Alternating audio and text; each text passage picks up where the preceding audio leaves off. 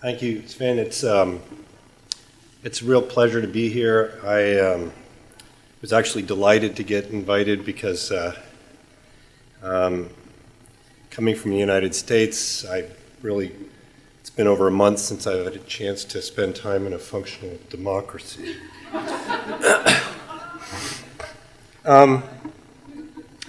I wanted to just actually start by, since Darius and Leonard have done such a nice job of giving background and have been in the field so long, I'm actually a relative newcomer to this. And I come to it as a skeptic. In fact, the first inclination I had or the first introduction I had to the whole issue of RF, EMF, and diseases was a meeting I had with Deborah Davis when she was on a tour for her book, The Secret War of Cancer. My book on drinking water had just come out. My background was more in drinking water and in air pollution, and not in radio frequencies. And I put this up not just as a shameless plug for my book, but actually because I'm going to come back to that because it informed the way I look at this. And a few years after that meeting, Deborah's book came out, and I remained a skeptic. When I met Deborah, I said, well, look, this is microwaves. All it does is heat tissue. And she kind of nodded and said, yeah, I think there's more to it.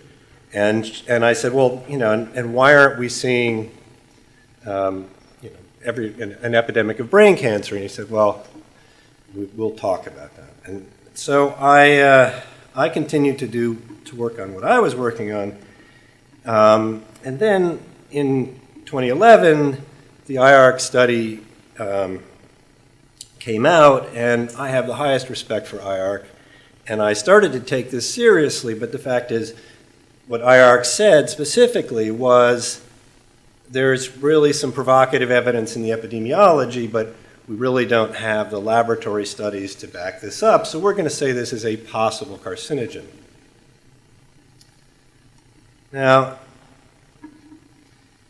epidemiologists are basically in the business of criticizing other epidemiologists. And so it's always possible to criticize epidemiological studies because they are by nature flawed. That is, you can't, if we really wanted to study this question, we'd get a few thousand kids and we'd put them in cages and we'd give them cell phones to half of them randomly, and then we'd follow them for 30 or 40 years and see who gets cancer. But that's just generally not done. We have to observe people, and there's two problems here. I thought the woman that had the question earlier about cohort studies, one of the big problems is if you want to study a cancer that takes decades to appear, it's very hard to do a cohort study. That is a study where you can look at who's exposed and then follow them over time. You're left primarily, almost the only study you can do is a case control study, such as Leonard has done. And so it was really a question of where is some corroborating evidence to back up the epidemiology, because you can always find a way to criticize the epidemiology. And we didn't really understand the mechanism. Okay. This is where I'm going to go back to drinking water for a little bit, because it actually informed the way I was looking at this problem. Because I thought back, I had studied and written a lot about the history of public health, and particularly the history of drinking water. This is somebody with cholera, and it was called the Blue Death because you would basically get asphyxiated because you got dehydrated and your blood was so thick you couldn't pump it anymore. All right. And back in the 19th century, when Europe was overrun by cholera in a series of devastating epidemics, nobody understood why it was what was causing it. The prevailing theory was it was something in the air. And every medical student and public health student and epidemiologist is taught that John Snow came along And he essentially invented epidemiology just to show that the drinking water was causing disease. And famously took the handle off the Broad Street pump and stopped a local outbreak. And that's sort of where the story ends in public health school. But the fact is, if you look at it carefully, nobody believed this guy. I mean, we think it's obvious, and we look at the epidemiology and says, yeah, I mean, of course this makes sense. But at the time, nobody really took him all that seriously. And people knew that there was stuff in the drinking water, and there were even books where they take a microscope and look at what's in the water. But here's the thing, and here's where I come back to microwaves. Nobody could believe that something that you could hide in a glass of water, you couldn't see it, you couldn't smell it, you couldn't taste it. It was so small you needed a microscope just to see it. Nobody could believe that that could make you sick, that that could kill you in a matter of a day or two. It just didn't seem possible. So here was the same story. This story where we don't know the mechanism, but we find an association, is as old as public health itself. Okay? And so the fact that we didn't really have clear evidence as to what was the mechanism behind this relationship with radio frequency radiation, I was looking at it in a new light as I thought back to what I knew about water. I mean, in fact, if you go back to the time of cholera, where the sewers were only used to drain the streets, everybody, the wastewater from the home was in a cesspool under the houses all over London, and the rest of the waste was in privies all over London. It must have been a god-awful place to spend time. And so actually the powers of the day, the ICNIRP of the time, would have been somebody like Edwin Chadwick, the sanitarians, who believed all you had to do was get that stink out of where people were living and you were going to solve the problem. And the establishment of medicine was all behind him. John Snow had come up from a working father. He had not gone to the right schools. Thank you. And he had, everybody else in medicine in London had gone to Cambridge or Oxford and gone to the right schools, and they were all great men of science, except for the fact that they were all wrong. Let's see. I don't know why those are supposed to be. Okay.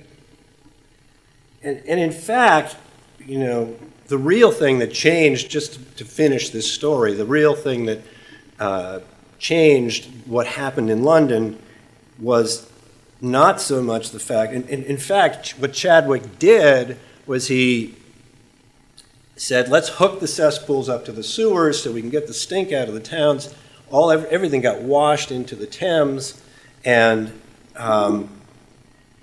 which was great. It got rid of some of the smells, except for one small thing, which was that London was drinking out of the Thames. So in the next wave of cholera epidemics, it was the worst of all, because they had essentially, in trying to solve the problem, made it dramatically worse.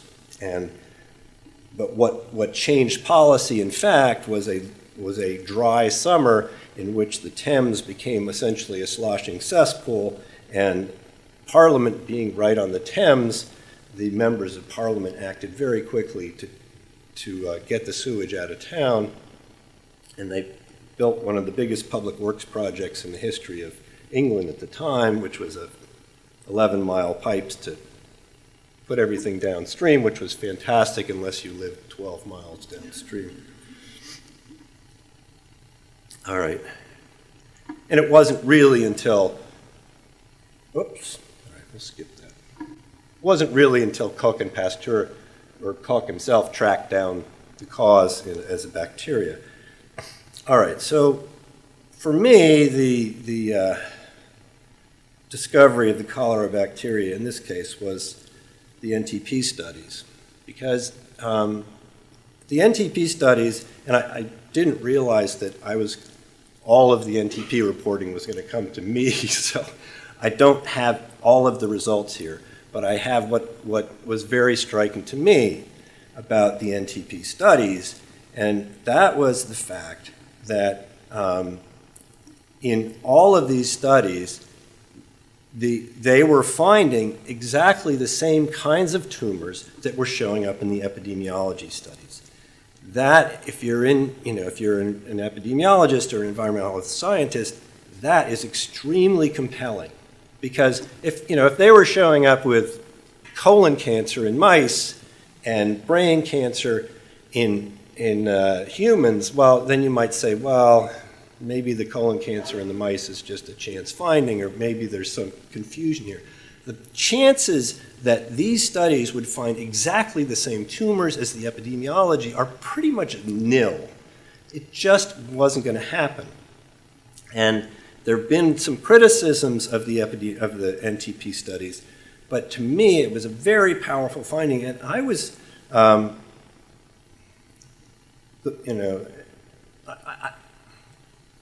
I can spend more time on this study, but I think to me that was the important thing. And I'm going to skip to what struck me, which was the media reaction to this study. I was really stunned when I saw these headlines this was the headlines for the reporting on this. And essentially the top newspapers in the country were reporting that this was a non-issue. I mean, and that this was much ado about nothing. This was just a rat study. This was just one study. This was a small study. And oddly, many of these arguments were repeated in many of these papers, and which was crazy. This was a $25 million study. It was one of the most elaborate and expensive studies conducted by the NTP of any kind, and by very heavily vetted by a lot of scientists, and the results were so powerful that they released the results early. So I thought, why? And if you look at who was doing this, I mean, Bloomberg had a sex reporter writing this one, a sex columnist. The New York Times had a physician, but he was basically a health economist writing about it. The Washington Post had a recent intern writing about it. These were not people who were coming up with these criticisms on their own. All right. So how is this happening? Well, we're all familiar with what the cigarette industry was able to do in terms of findings about cigarettes and cancer, and how for decades after the early epidemiology came out, they were able to refute the notion that cigarettes were causing cancer. And the reason for that is, they're making $150 billion a year, and so that money is able to get rid of a lot of science, and they were very successful in dismissing the science for decades, partly because they said, well, we don't know exactly how cigarettes are causing cancer.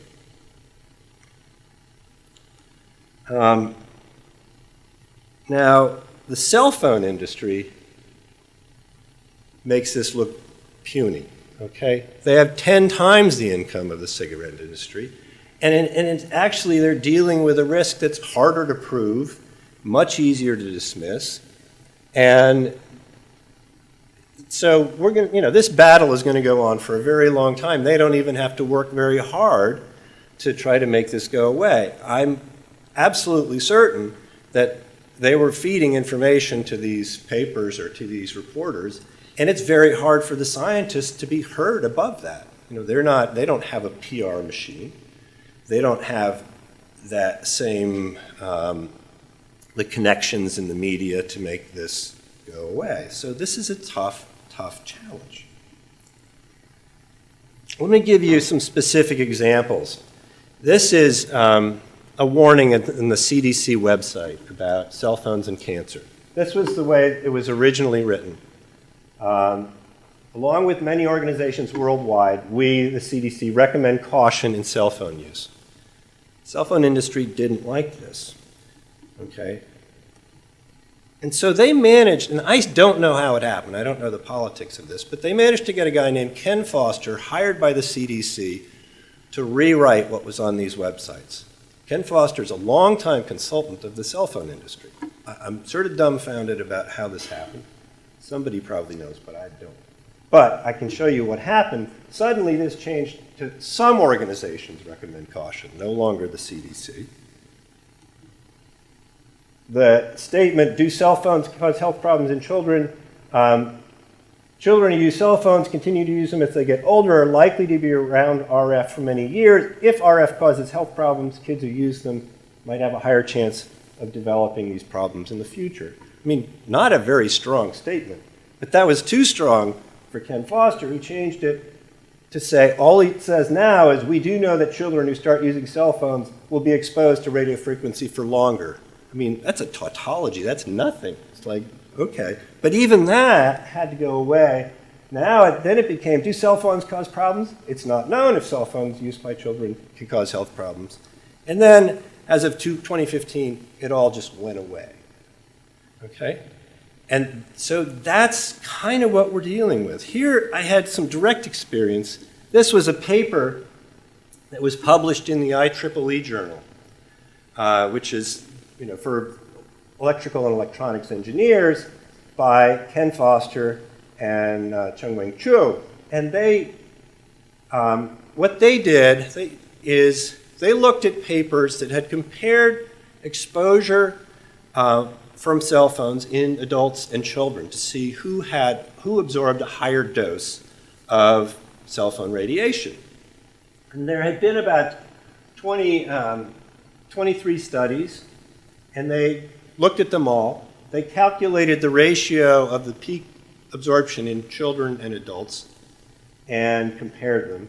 And they concluded, whoa, simple generalizations found on the internet about absorbing more RF energy than adults from cell phones, about kids absorbing more RF energy than adults from cell phones, aren't supported by available dosimetry studies. All right? But then we look more closely at this. This is their summary of the results from the studies. Nobody's going to read this, okay? They're going to look at this figure. And this figure, I'll blow it up so you can see it a little better. But what they did is they calculated a ratio of the absorbed radiation in adults divided by in kids over the absorbed radiation in adults. So if those bars go above the line, it means the kids are absorbing more. If they go below the line, it means adults are absorbing more. Let's continue to look at this more closely. So if we look at one of those, okay, this is small volumes of the brain exposed to high frequency, high band radiation. That's the frequency used in most cell phones. And if you look at this, if you look at these, most of these lines go down, okay? If the line goes below 1, that means supposedly adults are absorbing more radiation than kids. So there's only one bar that goes up. This, if you just looked at these figures quickly, you'd say, oh yeah, the data support what these guys are saying. Adults, if anything, are absorbing more than children. Now let's compare what's in this figure to what's buried in the text of that table. These are quotes from the actual studies as taken by the people by Foster and Chu. So here let's see.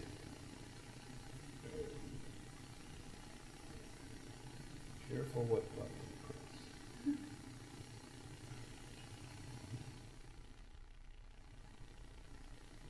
So both of these bars go down, suggesting adults have higher exposure. But if you look at what it says, the quote from the paper says, because of deeper penetration in smaller models, children have considerably higher internal tissue SARS, that's the absorbed radiation, than adults. That's kind of odd. Look at this one. For the brain of the child model, the peak may be 50 to 50% higher compared to the SARS in adults. Or this one. The line is going down, suggesting higher exposure in adults, but this says, or higher doses in adults, but this says the max SAR is slightly more significant than the one for adults. Or this one. Max is about 2 times higher. The children's dose is 2 times higher than the adults. And this one, this bar suggests it's 2 times higher in adults than children. This says there were no systematic differences. So essentially, what's in their figure doesn't agree with the quotes that they took out of the tables. So we wrote this up, and we published it in the same journal. And they came back and said, oh, well, we really meant that the dose to the entire head is larger than in adults than children. Now, it just means that adults have a bigger head, so when you put a cell phone up next to it, less of it, goes off as stray radiation. But it has nothing to do with the peak dose to the kids. It's biologically completely irrelevant. But if you say that to engineers, their interpretation of it is obviously going to be, yeah, all these studies saying kids are higher risk are bunk. And it was completely disingenuous. If you compare, so this is just a comparison of the, this is just a comparison. So in the data from the figures, it looks like most of the studies show higher exposure in adults, whereas if you look at the table, most of the studies are showing higher doses in children.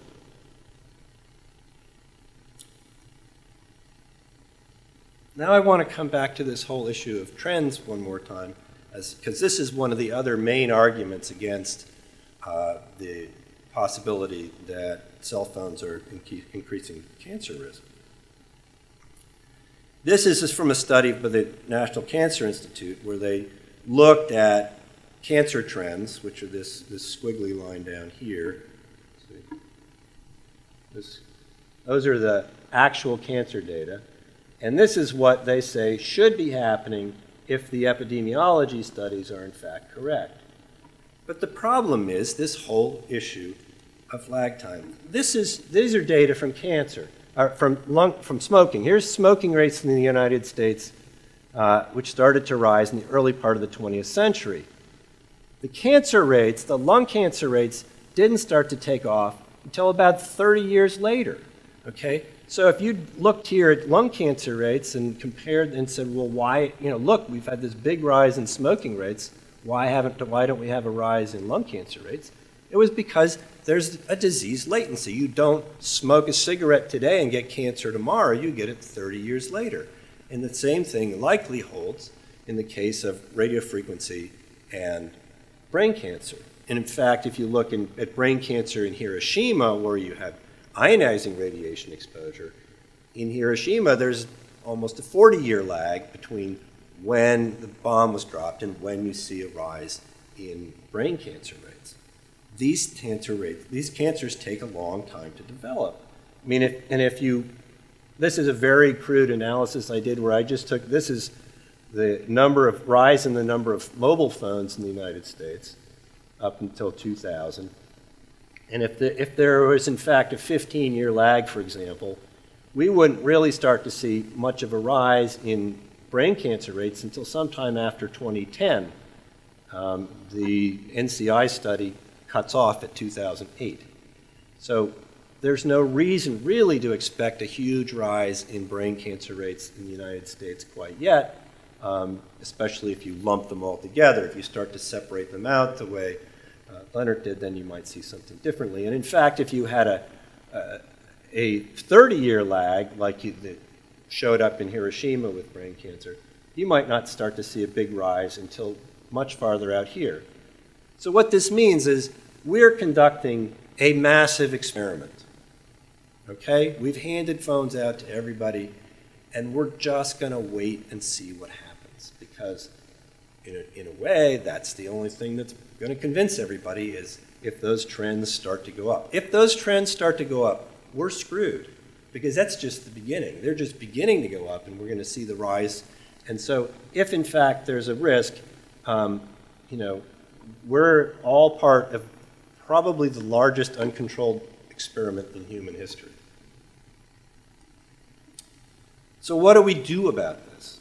Lots of countries have actually taken steps to control access to both cell phones and Wi-Fi technology. All of these countries have either laws regulating wireless technologies or recommendations from their health commissions suggesting measures that one could take to reduce risk. France has really been a leader in this, and in fact have now banned Wi-Fi from all nursery schools. They have regulations that, you know, routers need to be turned off when they're not in use. Ads for cell phones need to recommend headsets. Wi-Fi hotspots need to be labeled. Maps of cell antennas. You don't have to walk around with a device like like we just saw. They also already had laws in place as of 2011 as to the regulation of cell phone sales, who could buy them, who and whom they could be marketed to. Belgium has laws specifically focused on cell phones, banning mobile phones for children under 7, banning mobile phones advertising for children under 7. Taiwan bans on children from under 2 using electronic devices, and the parents are going to get fined pretty heavily if they don't follow that rule. There are rules in place. If you want to see a list of all of these regulations, you can look at the Environmental Health Trust's website, and there's also more information about the NTP study and a list of all of the arguments that were posted in those papers. All right, so what do we do? Well, I think you can break this. First of all, you can kind of break the devices into whether they're accessing the wireless mobile phone system or whether they're using Wi-Fi. And if we look first at mobile phones, and you look at the radiation penetrating this poor girl's head,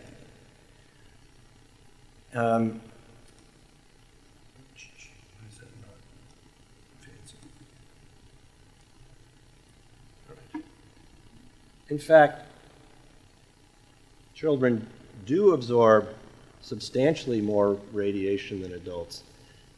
They have higher peak doses, and those doses reach farther into the head.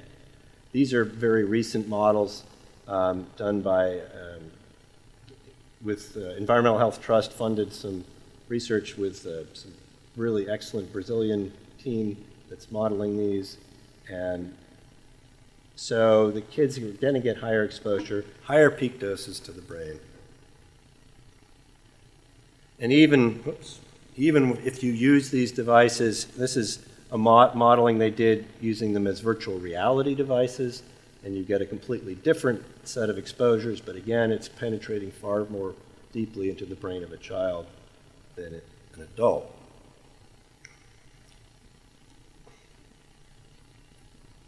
As I said, there have been a lot of ways to regulate cell phones, but none of these is really focused on cell phones in schools. So the question is, should we have cell phones in schools? First of all, I haven't seen a good educational reason to have cell phones in schools. I'm willing to listen to one, but I haven't seen one. Clearly, they're disruptive. I think kids need a little time away from this experiment we're conducting on them, both for reasons of physical health and for reasons of mental health. So my feeling is, this is heroin. We're giving it to our kids. I think we could all stand to have these removed from schools. I think I would advocate very strongly that there be no cell phones in schools. We all know the consequences if the wrong people get a hold of a cell phone.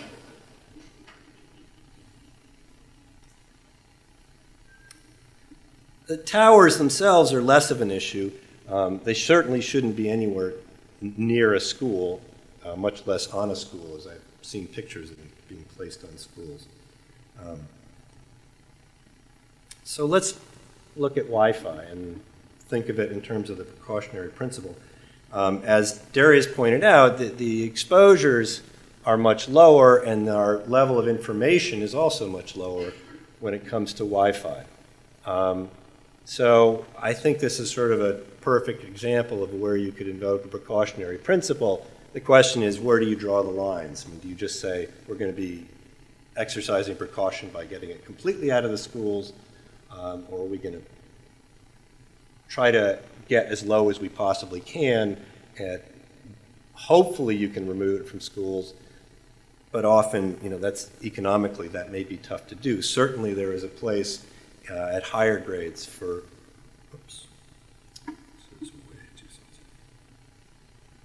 So I suggest that we approach this by using this ALARA concept as low as reasonably achievable for the level of Wi-Fi that we allow in schools. I think you got to protect very young children. I don't think there's any place for Wi-Fi in the younger age groups. And look for low or no-cost ways to minimize exposure. Now, it's not really the router, as again was pointed out earlier, it's not really the router that's causing exposure, it's the devices that a Wi-Fi router allows into the school. So it's really the Wi-Fi connected tablet that some kid is putting in his lap that is going to be much more important as a source of exposure than the actual router itself. But there are things you can do with routers. You can switch them off when they're not needed. You can make sure nobody's sitting right next to a router, and you can keep them out of schools with young children. The devices, again, you have some of the same issues. You have a weaker signal, and you have a different frequency from what's being used in cell phones. We don't really know exactly what the issues might be. I think I've got to keep my hands. Okay, I mean, a laptop, this is again modeling from this same group in Brazil, Claudio Fernandez and his colleagues, and this is the exposure you get if you put a laptop in your lap. There's really one truism about a laptop is that it does not belong in your lap. The other is I've never seen a teenager sit like this, and they're apt to be back like this with a thing on their belly, and so they're maximally radiating their gonads with the antenna. So basically, this is a laptop does not belong in a lap, and ideally it's not connected. So, in terms of tablets and laptops in schools, I don't think there's any reason for them ever to be connected to the telephone network, because that, again, is going to have the same powerful signals that you have coming out of phones. I don't think very young children should be using them. I think if you're going to connect these devices to the internet, you've got to have a good educational justification for it that outweighs the potential risk you might be introducing, and the devices should be kept on a table so their distance is really your friend, and it's astonishing how quickly the dose drops off even with a slight increase in distance.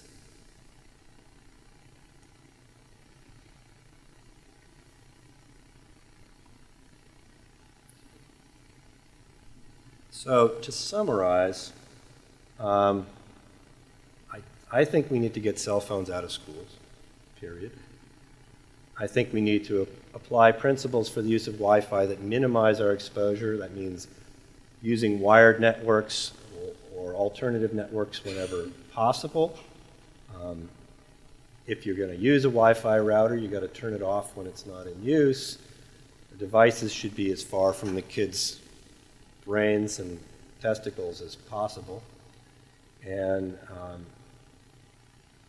we need to really think about, are we just putting this stuff in here because it's cool, or because it can do something new, or is there actually a really strong educational justification for doing it? And finally, cell phone antennae shouldn't be on or near schools. Let's see. Did I get signal? Oh, I have time. Well, then I have time for questions because I'm actually finished. Thanks very much.